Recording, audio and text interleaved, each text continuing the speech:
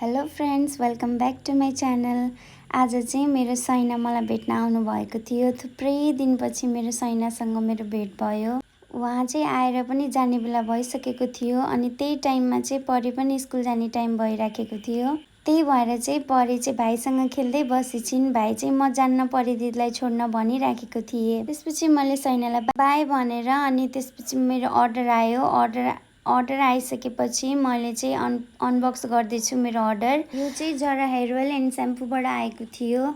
मैले चाहिँ वेबसाइटमा हेर्दाखेरि यस्तो राम्रो इन्ग्रेडियन्ट्सहरू छ कि यसमा हर्बल जुन चाहिँ कुनै पनि साइड इफेक्ट हुन्न यसले। अनि यो चाहिँ हाम्रै कन्ट्रीमा बनेको हो, जसमा चाहिँ क्यास्टर ओइल, जोजोबा ओइल अनि फेरि रोजमेरी एक्सट्र्याक्टहरू यिनीहरू सबै छ। मेरो चाहिँ अहिले बाल झरिराखेको थियो, त्यही भएर मैले चाहिँ यो युज गरौँ कस्तो हुन्छ भनेर मगाएको थिएँ। र रिभ्युज प्याकेजिङहरू हेर्दाखेरि चाहिँ मलाई एकदम मन पर्यो स्याम्पू चाहिँ, अनि हेयर ओइल पनि एकदमै मन पर्यो।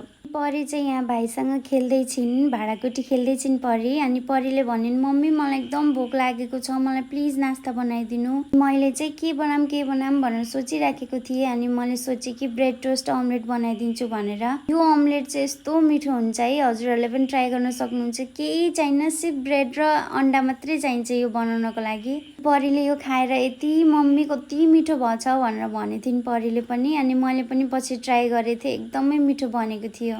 आफ्नो बच्चाले चाहिँ जब मम्मी भोक लाग्यो भन्दाखेरि त कस्तो हुन्छ नि है, कतिखेर बनाइदिउँ जस्तो हुन्छ। बच्चाहरूलाई खाना कतिखेर बच्चाको पेट भरौँ जस्तो हुन्छ।